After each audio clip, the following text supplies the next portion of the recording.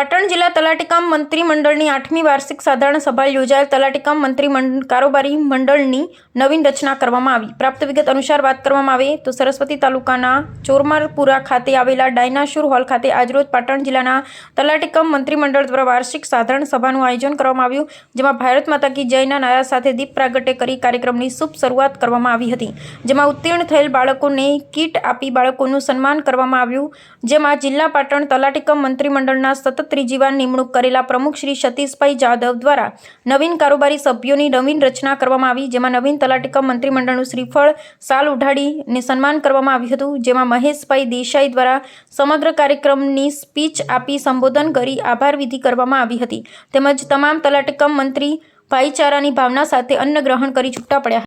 ગડગડાટથી આપણે સન્માનને વધાવીએ।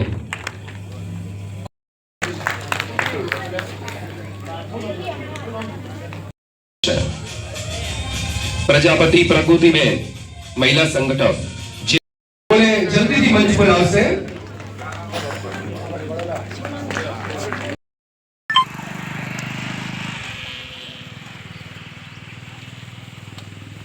कुमार धोरण 1 96% રાજપૂત અનિરુદ્ધસિંહ સિદ્ધપુર છે। તાળીઓના ગડગડાટથી આપણે સૌને વધાવી રહ્યા છીએ।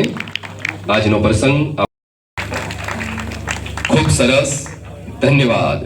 બોલે છે એમનું કામ બોલે છે એવા પૂછ આપીને બેનસી સ્વાગત કર્યું, સાલ ઓઢાડીને સન્માન કરી રહ્યા છે।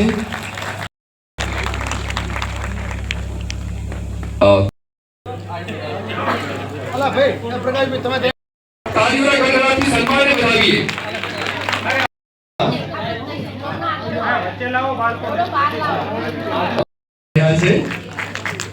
ખૂબ સરસ, ધન્યવાદ। મંડળમાં સતત ત્રીજી વખત સતીશભાઈ જાદવ જિલ્લા મંડળના બિનહરીફ પ્રમુખ બન્યા છે।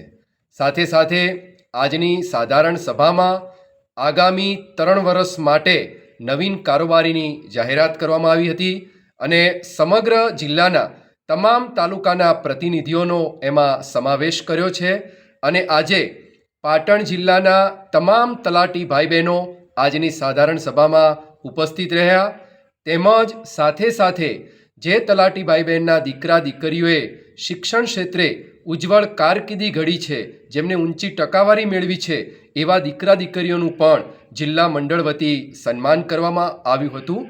ખૂબ મોટી સંખ્યામાં લોકોએ આજના કાર્યક્રમમાં ભાગીદારી કરી અને શાંતિથી માણ્યો। ઓકે। આજરોજ પાટણ જિલ્લા તલાટીકામ મંત્રી મંડળની 8મી વાર્ષિક સાધારણ સભા 2026 ડાયનાસોર પાર્કના ઓડિટોરિયમ હોલ ખાતે યોજાઈ, જેમાં જિલ્લાના તમામ તલાટીકામ મંત્રીશ્રીઓ 200થી વધારે હાજર રહ્યા અને આ કાર્યક્રમમાં તલાટીકામ મંત્રીના તેજસ્વી બાળકોને ઇનામ વિતરણ કાર્યક્રમ કરવામાં આવ્યો અને આ કાર્યક્રમમાં જે પણ ભોજનદાતા તેમજ જે ઇનામોના બાળકોના દાતા પણ અમને મળી રહ્યા હતા, એટલે તમામ જે ખર્ચ થયો એ દાતા શ્રી દ્વારા કરવામાં આવ્યો। ઓકે।